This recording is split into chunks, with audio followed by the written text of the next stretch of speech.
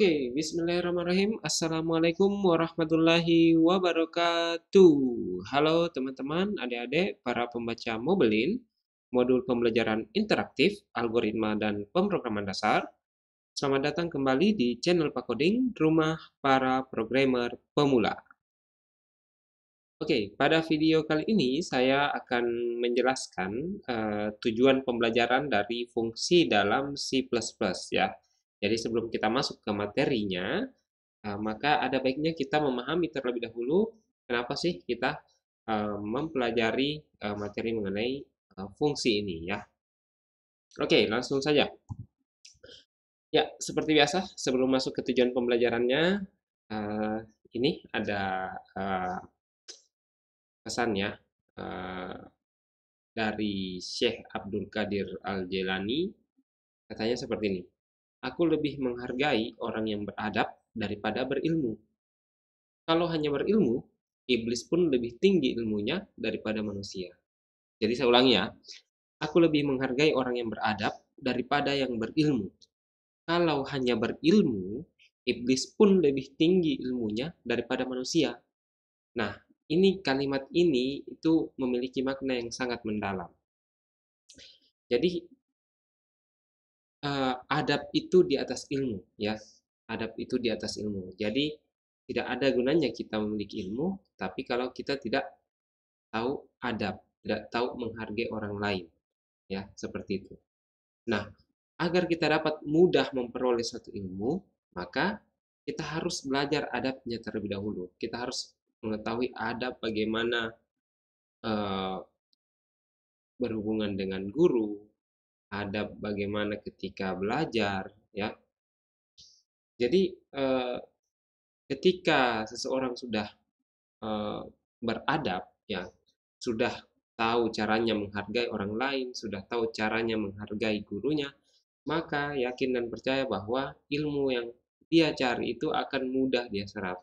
Kenapa? Karena itu tadi, karena gurunya ridho, ya, ikhlas mengajar, mengajar si orang yang sedang mencari ilmu ini, karena dia beradab, ya kan? Nah, kalau ada seseorang yang tidak beradab, walaupun ilmunya tinggi, tapi tentu orang-orang di sekitarnya itu tidak akan menyukai orang ini. Kenapa? Karena tadi, bisa jadi karena ilmunya tinggi, namun dia tidak tahu adab, tidak tahu etika, tidak tahu sopan santun, tidak tahu menghargai orang lain. Akhirnya dia menjadi orang yang sombong karena ilmunya.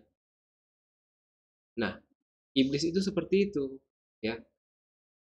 Kenapa iblis dikeluarkan dari surga? Karena kesombongannya. Dia tidak mau tunduk, ya, kepada Nabi Adam.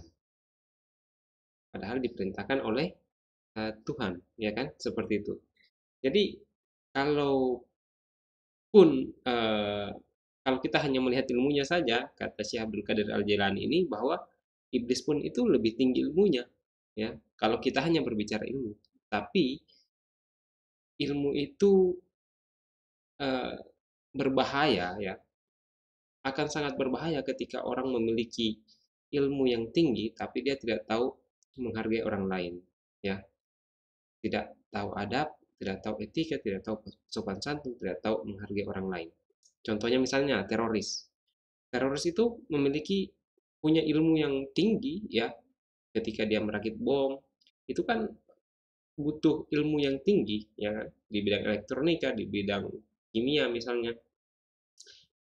Nah, namun karena ilmunya tinggi, namun dia tidak tahu menghargai orang lain, akhirnya dia menggunakan ilmunya itu untuk mencelakakan orang banyak dengan membuat bom tadi.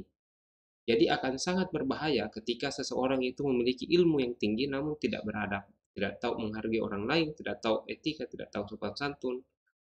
Itu sangat berbahaya. Dan lebih berbahaya dibandingkan misalnya orang yang tidak berilmu, ya. Misalnya orang yang tidak berilmu itu dampak kerusakan yang dia berikan terhadap lingkungan sekitarnya itu kecil. Misalnya orang yang tidak sekolah, akhirnya ilmunya ya sedikit. Nah, karena dia sekolah akhirnya dia tidak tahu etika juga, tidak tahu sopan santun, tidak tahu menghargai orang lain, tidak tahu membedakan mana yang benar, mana yang salah. Akhirnya dia mencari, mencopet, mencuri sendal di masjid misalnya. Ya, walaupun itu juga kejahatan, tapi dampaknya lebih kecil dibandingkan ketika seseorang itu memiliki ilmu yang tinggi, tapi tidak tahu menghargai orang lain, apalagi gurunya, ya. Apalagi kita di posisi mahasiswa atau siswa, itu sangat-sangat penting memposisikan diri kita sebagai mahasiswa, sebagai siswa, sebagai peserta didik untuk menghargai guru atau dosen yang mengajar kita. Kenapa? Karena itu tadi yang saya katakan bahwa ketika kita tahu adab, tahu menghargai orang lain, tahu etika dan sopan santun, utamanya terhadap guru-guru kita, maka tentu guru-guru kita akan ikhlas dan ridho menurunkan ilmunya ke kita. Nah, sehingga kita akan mudah untuk menyerap ilmu tersebut, ya.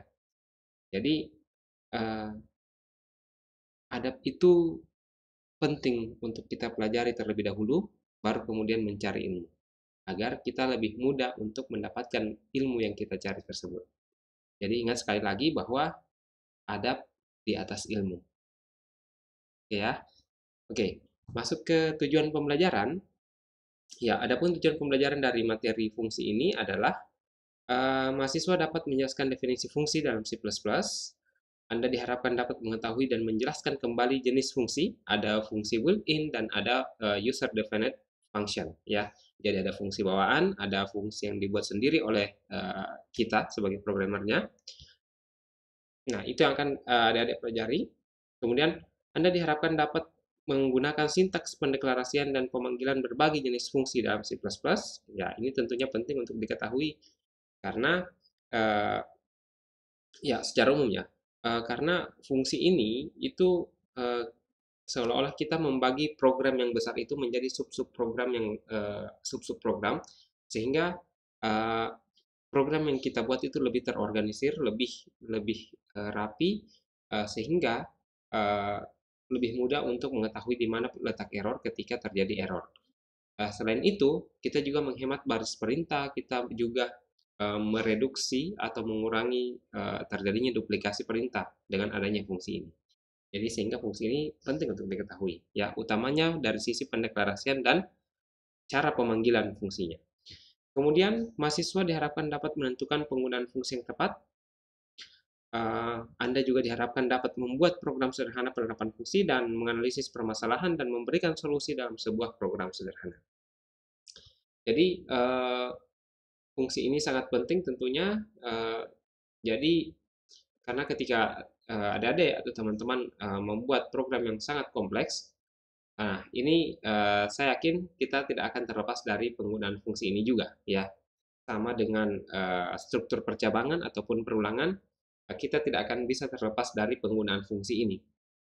Karena itu tadi, dengan menggunakan fungsi ini, program kita menjadi lebih lebih mudah untuk dibaca, dapat mereduksi jumlah baris perintah yang kita ketikkan dan mengurangi duplikasi perintah yang sama, ya. Jadi dengan adanya fungsi kita bisa menggunakannya berulang kali jika dibutuhkan.